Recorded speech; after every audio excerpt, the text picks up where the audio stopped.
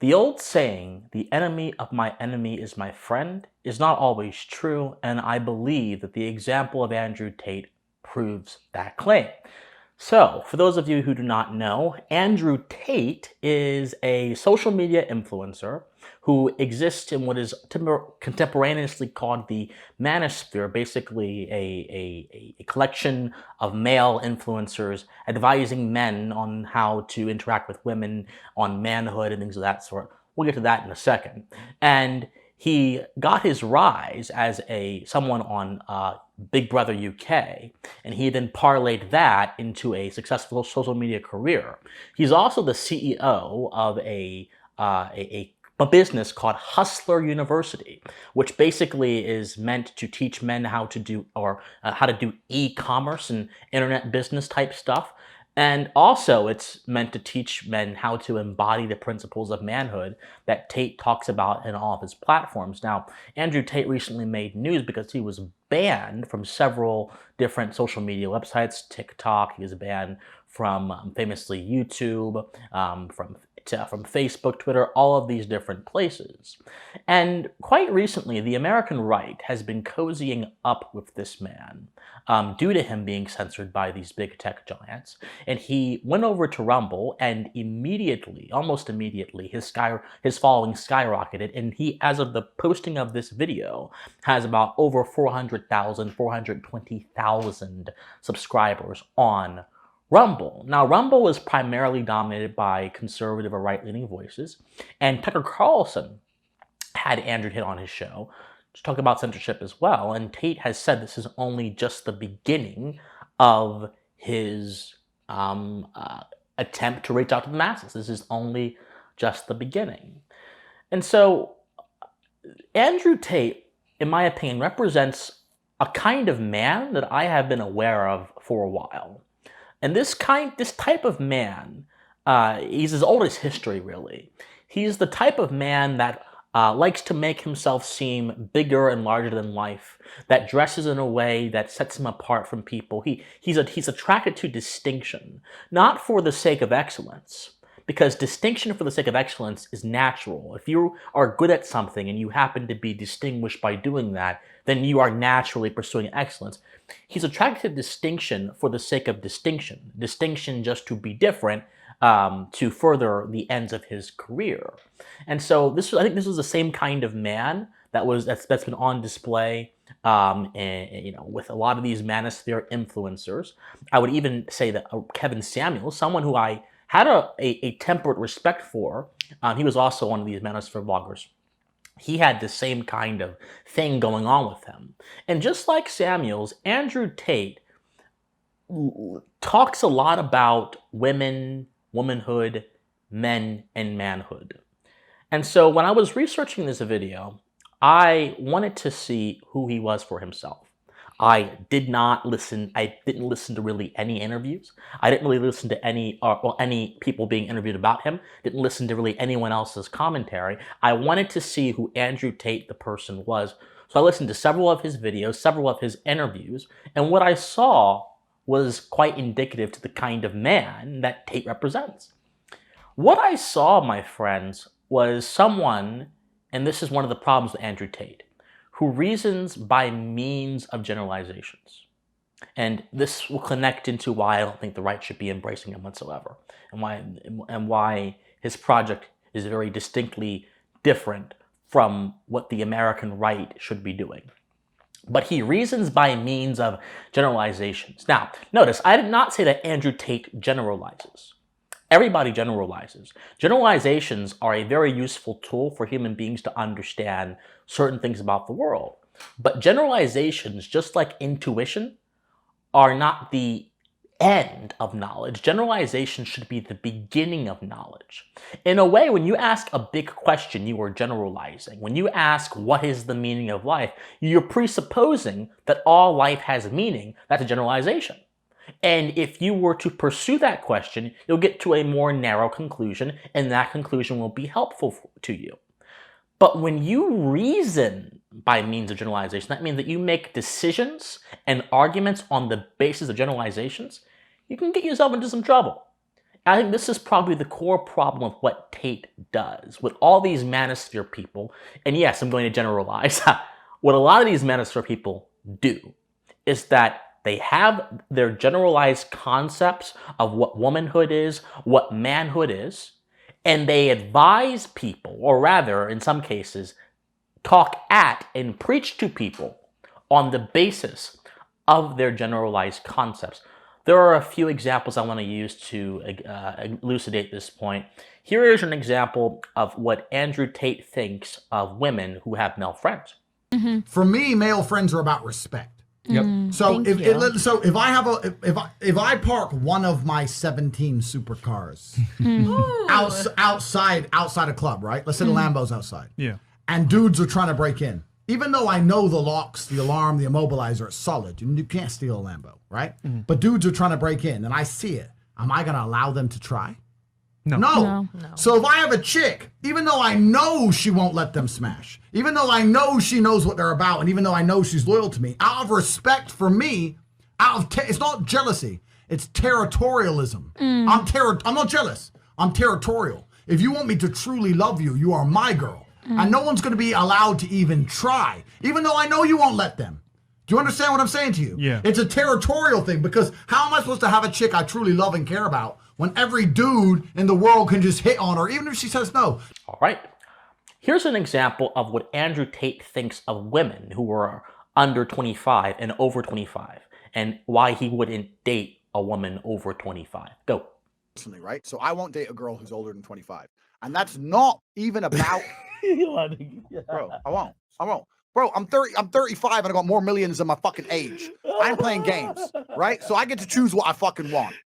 But the younger a girl is, the less bullshit she's been through with men and the softer she is as a person. The problem is, when you get a girl who's 30, how many dicks have been through her? And I'm not even worried about the dicks been through her. How many times has her heart been broken? How many times she had arguments that she's jaded? It's hard to get some genuine feminine softness out of a woman who's 30 and single. She's been through the fucking track. She's been through too much. We talk about a man's been through trauma. Any bitch that's 30 and single's been through it. She's fallen in love. She's been cheated on. She got fucking eloped on. Dude disappeared at the wedding. She probably thought she was going to have a kid and be married by 28. Yeah. So now she's 2 years past that and she's frustrated. She's pissed. The guy she thought he was going to be with fucked her sister. She's upset at life. And when she gets with you, you're just another one. You're a man too. They're a bit angry. Yeah. What's going to happen is, when people see this, there's always going to be some old hoe going. When I say old, I mean like 28. She'll be sitting there going, "You're not a real man. Because you're a real man. You can handle a strong woman." Da, da, da. Yeah. You know what? I don't even talk to old hoes. So don't even fucking tell me, because I don't care what you think, because I don't want you. So just you think what you want over there. All right. Here's what Andrew Tate thinks about the potential of his partner doing an OnlyFans. Think about it. If your partner wanted to do an OnlyFans pornography account, what would your reaction be? Think about that, then watch his reaction. What would you do if I wanted to start an OnlyFans? I don't think there's anything intrinsically wrong with women doing OnlyFans, as long as I had influence and control over it. What do you mean? Doing a video photographer and get the angles, yeah? No. I'm not doing any real work, but just like taking all the money. If my chick said, "I want to do OnlyFans," I'm like, "All right, then cool, go do it. How much you made? 10 grand. All right, give me 8. All right, cool. All right. What woman is going to give you 8 grand? Because you're my woman. You're doing OnlyFans. You're selling my product. What the fuck? Your product. Yes, The correct. woman, she's not Next your question. possession. No. If he gets to keep the money, it's A-okay. So, in all of these examples, Tate justifies his conclusions by generalizing. You saw in the example of him talking about older women, he justified his conclusions about why he doesn't pursue women above a certain age, because allegedly women above a certain age are used up and they come with a lot of baggage. Doesn't satisfy this idea with data, doesn't satisfy this idea with more reasoning. He asserts this idea, and since there are other people in the world who have the same idea about women, he has managed to lure those people in and then continue preaching to them, thus satisfying their biases and creating new customers at the same time. And we even have instances of Tate mentioning how good he is at talking in rhetoric and how good he is at playing a character, so allegedly, being this larger-than-life person. You saw in the clip about the OnlyFans thing where he said that if I have a woman, if I have a girl, this is this is my, essentially, his property, and he essentially suggested that as well in the other clip you saw, where he said that he wants his imprint to be on a young 19-year-old girl, and if she doesn't have a lot of experience in life, he can therefore get a hold of her and mold her.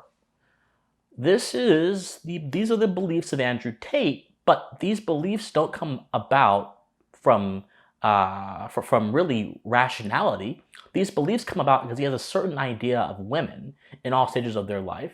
He's had certain interactions with women, and I assume that these interactions are what is influencing how he thinks. Now, I'm not saying that he is mean, therefore we shouldn't like Andrew Tate. I'm saying that the key way that he advises people and comes about to conclusions is not a rational way. It's a way that is ripe with error. And if you're in the advice business, if you're in the business of being an influencer and trying to actually talk to people, you should not be someone who avoids rationality. You should be someone who embraces rationality, because through our ability to reason, we can find the truth and we can find productive conclusions to certain ideas. But Andrew Tate doesn't do that. And so his tendency to generalize kind of reflects the rest of the problem with him. And that is, as I mentioned before, he has a certain idea of what men should be, has a certain idea of what women should be. And if either of those ideas do not line up neatly, then either the person who believes differently is stupid and uninformed, or actually that's really the only answer Tate will accept. Go. Friend dates is a thing. This is brain.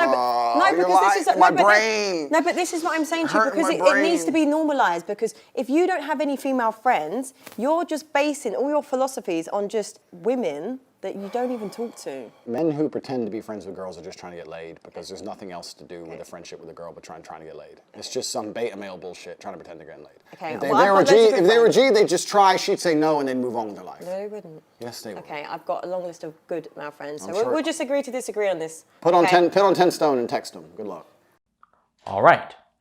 So not only does he have a generalization problem, but he also has a problem with charitability. He has a problem with being charitable to his opponents. So if you generalize your opponents and put them all in one category, then you have a problem actually seeing where your opponent is coming from. You don't have the ability to escape beyond your own personal perception. Why am I telling you guys all this? Why am I going through this philosophical analysis of Tate? Because, my friends, just because someone is aggrieved by your enemy and is attacked in a way that is unjust, because I believe the censorship of Andrew Tate is unjust. I think that all information, all speech, no matter what it is, informs us of how to proceed in life, and it is therefore useful, but not just from a utilitarian standpoint. I also believe that in principle, the only way for human beings to productively associate and understand the world is through speech. That is speech that is good, that is speech that is bad. If you take away our ability to speak, you are killing my ability to understand the nature of reality. And if I can't understand the nature of reality, I can't be fully human. I can't be what I'm meant to be. You have to understand basics about reality. In a world where no one had speech, we wouldn't understand mathematics, we wouldn't understand how to read properly, how to write properly. Our understanding of reality would be so primitive and maybe even non-existent that civilization would be impossible. So there are certain principles that you must tap into. So I'm not for censorship. But just because he was censored does not mean he's someone worth embracing. This is a man who has a very low opinion of women. This is a man who has a very particular, exaggerated view of what men should do and should be. This is a man that doesn't check his own premises. This is a man who is held captive to his own beliefs. This is not someone who can advise you about anything in life, because he himself has such a narrow and uncritical view of life that in all reality, it wouldn't benefit you beyond affirming your biases if you already agree with someone like Tate. This is a man who is attempting to advise people who are in a very particular point in their life. That is, young men who have trouble with women, and who are at a very particular point in their life in which they are desperate or they are hurt. And so they're trying to come ahead and get someone to help soothe their pain. This is the problem. Andrew Tate is possible because there are men, there are people in general looking for value. And throughout history, this has happened. In ancient Greece, mythos were used to understand the universe and to get value out of life. Mythos, heroes, and in any heroic epic, you will see so many different human values embodied in this larger-than-life figure. This is why cultures have created stories. This is why epics exist. We're trying to get value from somewhere. In some senses, people can argue this is why religion exists. As a Christian, I get a lot of value from the example of Christ. But when you get value from someone who is not even willing to interface with the basic necessities of knowledge and understanding knowledge properly, then you're not really getting value. You're getting sort of a bad bill of goods. And for all the young men out there who have trouble with women, or all the young men out there who have trouble, I mean, far be it from Christian Watson to advise you about women. Far be it. But for all the young men out there who are struggling with that, I would encourage you to go talk to maybe someone who has a healthy mindset towards life, someone who embraces the right kind of growth mindset, not someone who says that work and struggle and competition are all what a man has to deal with, because Andrew Tate basically predicates the value of a man on his ability to compete and work. Go. My point is that it's player versus player. And if you're a man who's going to constantly give in to mental health problems or mental health trouble, you're not going to be able to compete with the men who don't. Okay, but can we validate men that have... Completely. If you have mental health... So we can't go player, just validate men that have mental health issues. Absolutely. Okay. Men who have mental health issues, I wish them the best in the world. Okay, great. But when they come to me and say, and I get this all the time, Andrew, I have this problem, I'm depressed and I can't go to the gym. I say, no, I disagree. You're depressed because you don't go to the gym. If you go to the gym, you might start to feel better, right? I'm saying you can't sit as a man and afford the luxury of saying, I have a mental health issue today, I'm sad today, I'm stressed today, I'm emotional today, I can't work, because you will lose against the men who don't do that. And the male world is more competitive than you could possibly imagine. And it's the women who pick the winners. So as a man, it's player versus player. It's ultimately competitive. And as a man, you have to outcompete the other men who are prepared to get up and do it anyway. That's how it works. There's no such thing as saying, I'm sad, I need 2 weeks off. Not as a man if you want to be important. Maybe as a chick, you can always put more foundation on and be hot again. Great. Not as a man. If you want to be important as a man, you have shit to do. You have duties. This is how it exists. This is how it's always been. Well, I'm here to tell you, my friends, you are much more than your value to compete and work. See, and here's the thing I want to convey to you guys. I'm talking to my young guys. I'm 22 myself, so take what my grain of salt. But I'm talking to my young guys here who are struggling with this problem in particular. Human beings are vessels of potential. There's so much potential in anyone, man or woman, listening to me right now, and it is good to try to better yourself. That's not a problem. But to what end? Man is only fulfilled truly if he taps into his creativity, which Tate would agree with, but he won't agree with this part.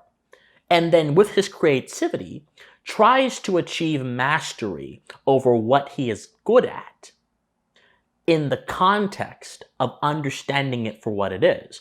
Not in the context of beating someone else, not in the context of becoming better than someone else, but in the context of becoming better than you were before and being able to interact with the world in a much richer way than before. The reason for excellence and self-betterment is not entirely internal. It begins in the internal, but it goes towards the external. If you better yourself and you perfect your skills and you understand things, your knowledge will have been progressed and your appreciation of the world will also be progressed. And from that has the potential to fall greater relationships with other people or greater things happening with other people. Man is excellent when he pursues his creativity and he uses that to better appreciate reality. That's it. For Andrew Tate, the world's about money, about how many women you have, about how many cars you have. It's about being a hustler. I gotta hustle, man.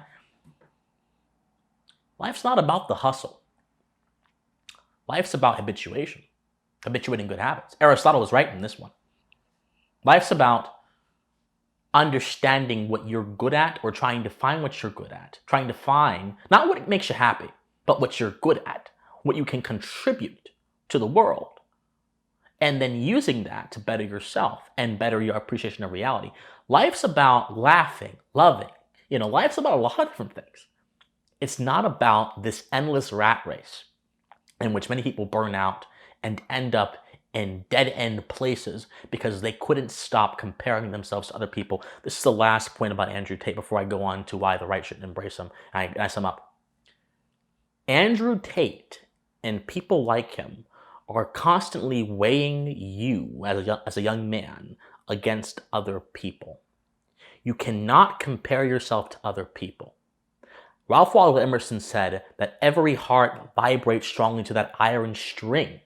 And he was talking about self-reliance, talking about what you as an individual, as a man, are capable of, and estimating yourself by that and not by any other principle.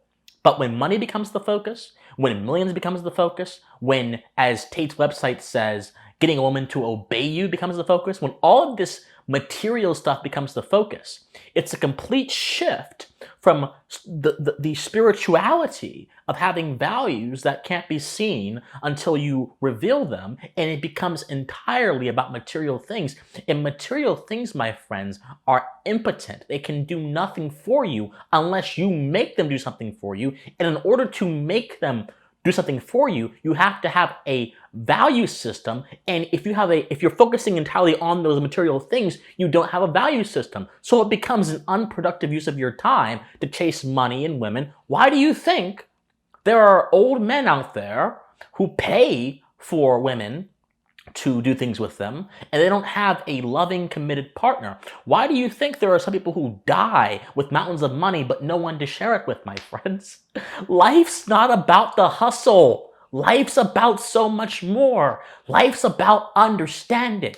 Life's about persistence. Life's about enjoying and loving those who are near and dear to you. You don't have to listen to the hustler. You don't gotta listen to the people who are trying to give you generalized, unverified, uncritical ideas of what women are. You need to listen to your inner intuition. You need to go ahead, read Thoreau, read Emerson, read Whitman, read people who will build you up and allow you to tap into your inner humanity and then apply that in life, and you will be, as someone who follows Tate would say, the top G, but not the top G in the world of sports or the world of money or the world of influences, but the top G in your world and the world of making you a better person. And if you have perfected yourself and you have achieved excellence, no amount of money can buy that. All right, why shouldn't the right embrace Tate?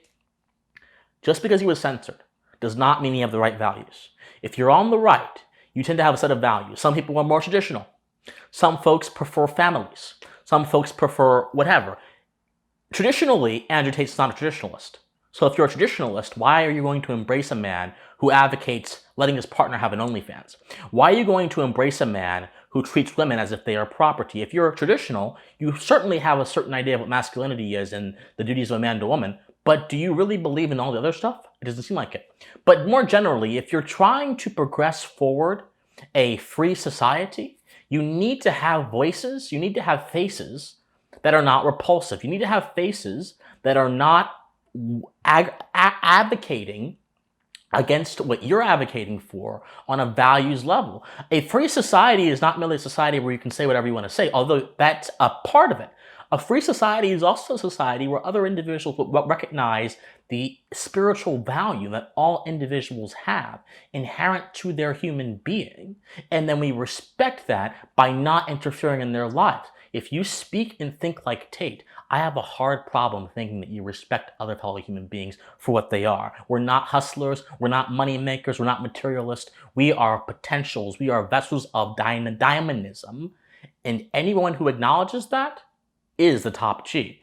But those who don't acknowledge that, not only do they have no understanding of reality, they also have no place advocating for political values because they can't even comprehend their own value system in the first place. That's the problem with Andrew Tate, and that's why the right should not embrace him. My friends, I love you guys so much. If you love me, please be sure to go ahead to my Patreon, patreon.com/PhilCWatson, or my PayPal, official.c.gmail.com. Be sure to like this video, comment on this video, share this video, subscribe. My friends, I love you guys so much, and please stay pensive. Bye, guys.